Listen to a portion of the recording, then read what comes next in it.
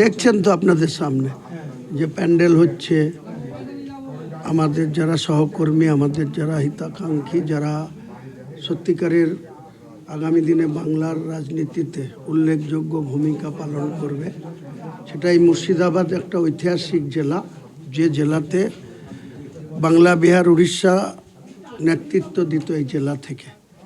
190 বছরের ব্রিটিশ শাসনে অনেক কিছু ওলটপালট করে দিয়েছে। তারপরে স্বাধীনতার পরেও আজকে 75 বছর অতিক্রান্ত হয়ে গেছে।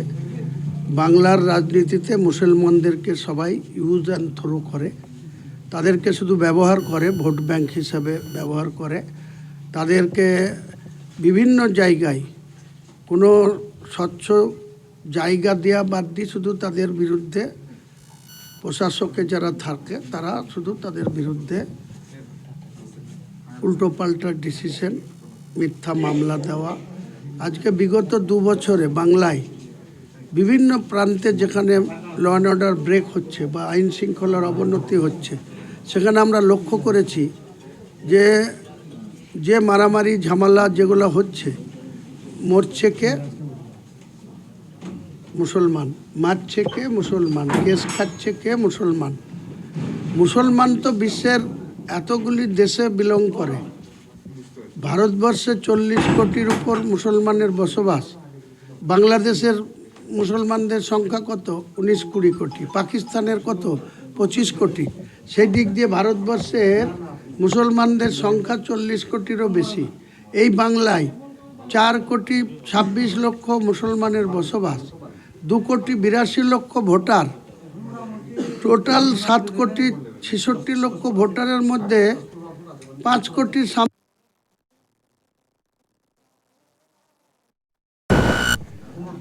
সেই ভোটের উপরে নির্ভর করে যারা মেজরিটি পায় তারা সরকার চালায়।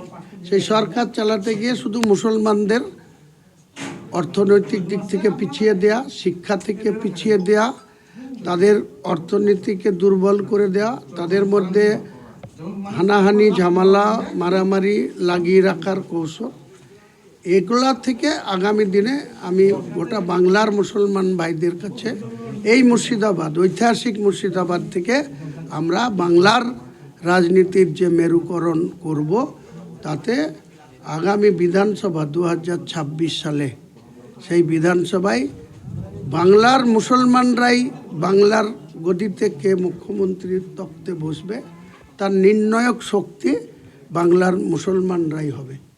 মুখ্যমন্ত্রী নিশ্চয়ই অমুসলিম হোক, স্বাধীনতার পর থেকে তারা হয়ে এসছে। যতগুলো মুখ্যমন্ত্রী হয়েছে সেই মুখ্যমন্ত্রী কেউ মুসলিম হয়নি, কেউ ডেপুটিও হয়নি। মুসলমানদেরকে এত পরিমাণ ভোট, অথচ তাদেরকে শুধু ইউজ অ্যান্ড থ্রো করা হয়। আমি আগামী দিনে মুসলমানদের ন্যায্য অধিকার, তাদের ন্যায্যভাবে শান্তিপূর্ণভাবে সম্প্রীতি বজায় রেখে বেঁচে থাকার যে অধিকার, সেটাকে আগামী দিনে প্রতিষ্ঠা করবে মুসলিমরা।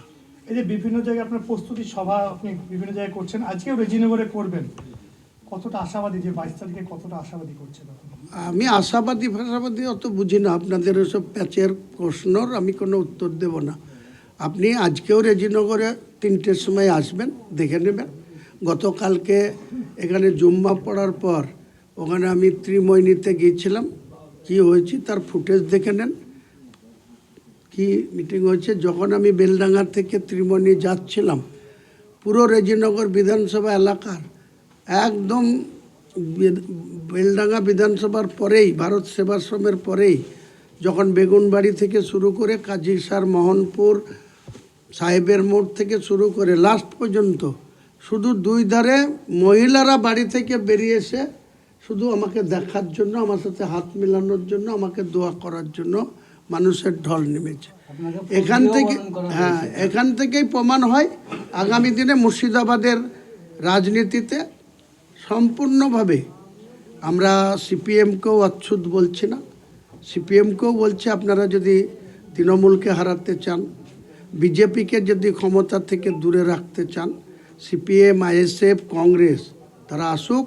আমি ফর্মুলা বলে দিয়েছি, মুর্শিদাবাদে 22টা সিট আছে, 9 আমি লড়ব, 9 অধীরকে ছাড়ব, 3 সিপিএমকে ছাড়বো, 1 আইএসএফকে ছাড়বো, তৃণমূলকে শূন্য করব।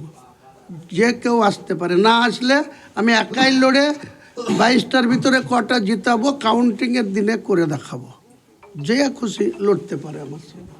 শুধু মুর্শিদাবাদে বা বাকি অন্যান্য রাজ্যে অন্যান্য জেলা থেকে কতটা মানুষ 294টা সিট আছে, আমি 135টা সিটে প্রার্থী দেবো। বাকি সিটরা আমার সহযোগীরা দেখ না, তাতে যদি সিট অল্টার করতে হয় কোনো সিট আমি যেটা করে দেবো বলছি, কেউ যদি ডিমান্ড করে 10টা তাকে ছাড়বো, তাদের 10টা নেব। ওইসব তো আর আপনাকে বলার কথা না, আপনার জানারও কথা না। আমার অন্দরে কি আছে, আমি আমার দলীয় কি পলিসি হবে সেটা আপনাকে কেন অপিল করব? কি হবে শুধু দেখতে পাবেন। আগামী দিনে যে সরকারটা আছে এটা নিশ্চিতভাবে পরাস্ত হবে। আর যে বিজেপি গত 2021-এ বলেছিল ইসকে বার 200 পার, 77-তে গিয়ে আটকে গিয়েছিল, এবার বড় জোর 100-তে গিয়ে আটকাবে। 2024-এ 12টা লোকসভা পেয়েছে, কিন্তু 91টা বিধানসভা আগেই ছিল। ওই 91টা 9টা বেড়ে 100-তে যেতে পারে। আর যারা 213 ছিল তারাও 100-র নিচে নেমে যাবে, দেখে নেবেন। দাদা, আজকে তাহিরপুরে প্রধানমন্ত্রী আসছেন,